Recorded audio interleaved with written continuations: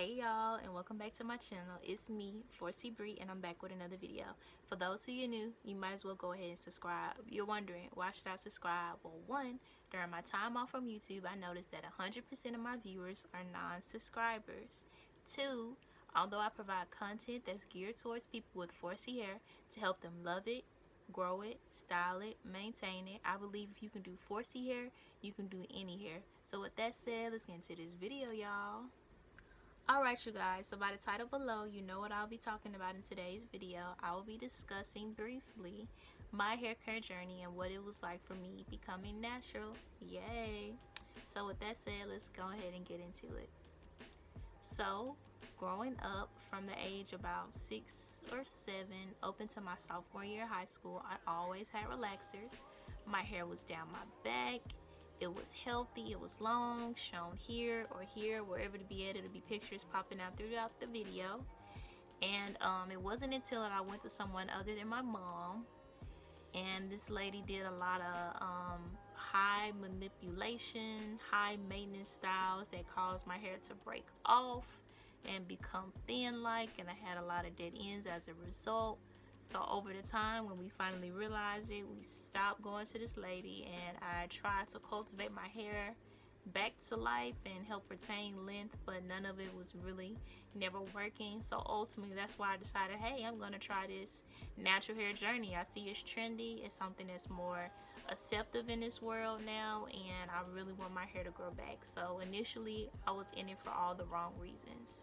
So before I actually committed and made up in my mind that I was going to be committed to being natural, I transitioned multiple times. At the time that I decided to start transitioning, I was about in my sophomore year of high school, and I danced a lot, which you sweat really hard, and my dance teacher required these big fat luxurious curls, so it was hard to do that with natural hair. So one minute I would be like, okay, I'm going to do this, I'm going to stick it out, I'm going to be natural for like a month, and then after that month I'll be like, man, I can't do this, I got a performance coming up, mom, give me that creamy crack. So it was constant back and forth from I'm going to be natural to forget it, I'm going to be relaxed, I'm going to be natural to forget it, I need the creamy crack. So it took a long time for me to finally be committed and make up in my mind that I'm going to be consistent. I'm going to thug it out with this natural hair journey and stick with it no matter how hard it gets. So one thing I would like to also mention is that I never did the big chop. I was afraid of cutting my hair. Keep in mind that I've always had long hair, so to cut it almost over half of it off, I was hesitant, I was scared, I was insecure.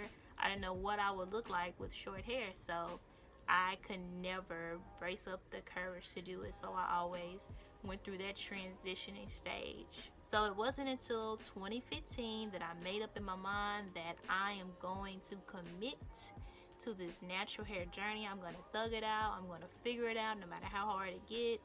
Whatever styles I need to do to get it down, I decided in 2015 that I'm going to be natural. So it took a lot of time, it took a lot of patience, and to be completely transparent with you guys, I was really insecure about being natural and what my hair looked like naturally. I saw a bunch of YouTubers at the time with the 3A, the 3B hair, you know, the loose coils, the pretty curls, you know, that's elongated, that just stretches down their back, that they have little to no shrinkage, and that's all the YouTubers that I saw at the time. So it was really hard for me to be consistent in my natural hair journey because I didn't see people that had 4C hair like me that just shrunk up over half its length, and I would compare my hair journey to theirs even though they were natural for all their life or 3 years prior to when I decided to be natural. So I get a lot of compliments on my 2-strand twists, and I just want to let you guys know that this was a serious part of my natural hair journey.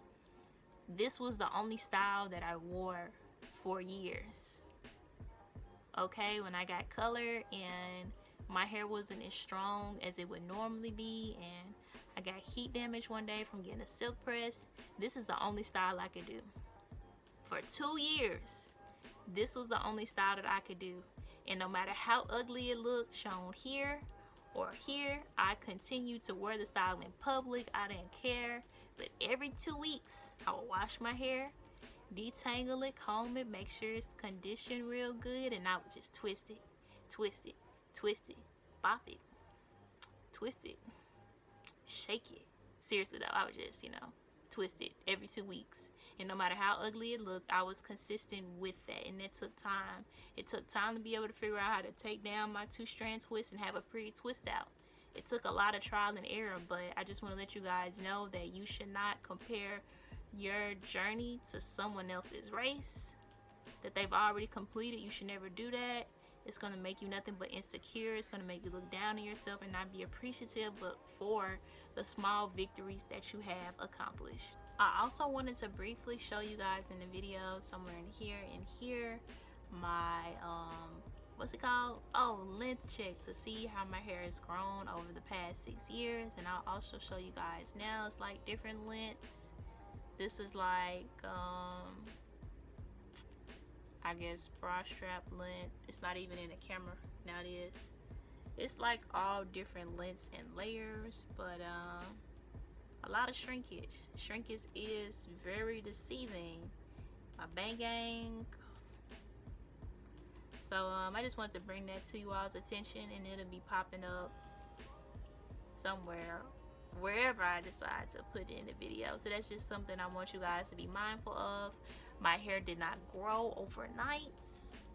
It did not grow overnight. It didn't say poof, we finna be bra strap length. It didn't do that. So just be sure to keep that in mind, y'all. Okay, and last but not least, progress is a process.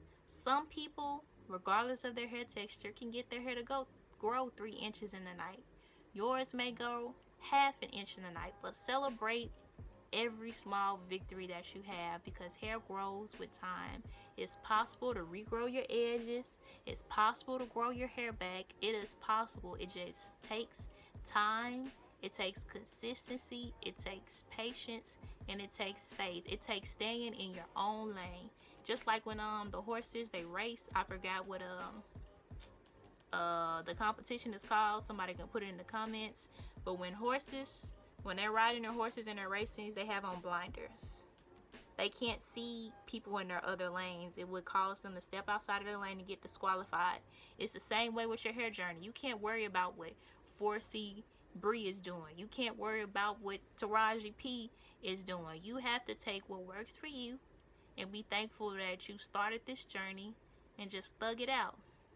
So, with that said, this concludes my video. Once again, I apologize for the delay and being off YouTube for so long, but I'm back and I'm ready to continue to bring more content to you guys.